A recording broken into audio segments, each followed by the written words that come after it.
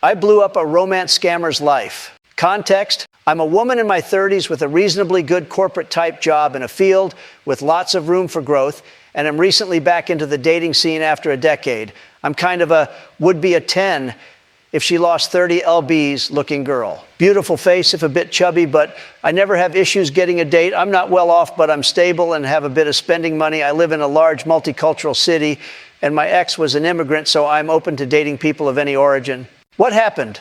A few weeks ago, I met a very charming man from a Latin American country only a couple years younger than me.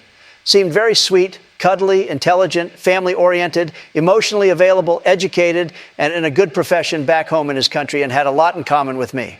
Chemistry seemed amazing inside and outside the bedroom. He was honest that he was in my country on a tourist visa, but hoping to stay. I made it clear I wouldn't be able to help him with that, but we'd have a fun summer fling while he was here. If he managed to stay or come back, only then would we consider a real relationship. Then the other shoe dropped. A couple weeks and 4 dates in, during a text conversation about my work, he asked me to be his sugar mommy. I initially laughed and assumed it was a joke. He kept pushing and clearly said it wasn't. Of course, feeling insulted by this, I went off on him.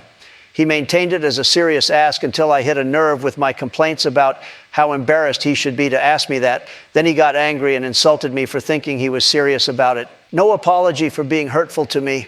Obviously, what I did next was take screenshots and cry about it to my closest friends. I was hurt that I was fooled into thinking he liked me and that he thought I needed to pay for a man.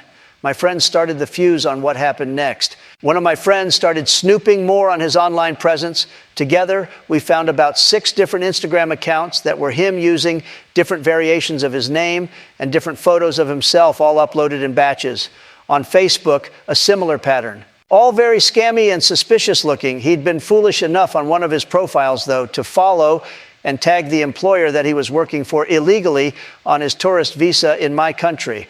So I contacted another close friend in a local law enforcement agency that works with immigration. She looked up his file. He had a wife and daughter at home. I released the hounds after that. The friend who helped me investigate online made several group chats on multiple platforms with all of his family, immediate and extended, and friends.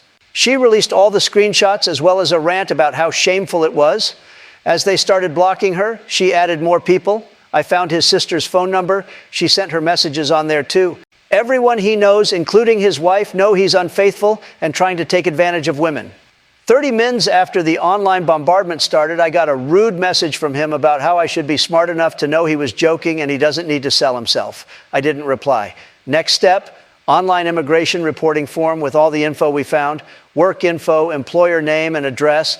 They found him with a phone number that was issued to a local resident. All his roommates also had numbers issued to the same person, a direct link to the employer. He received a caution for trying to scam me, a no-contact order, and a flag on his immigration file that, based on his country of origin, will likely mean he can never return, as well as a strict warning to not work without authorization. His roommates also received warnings. His employer received a visit next. They found significant proof that they'd been employing him illegally, as well as multiple other people.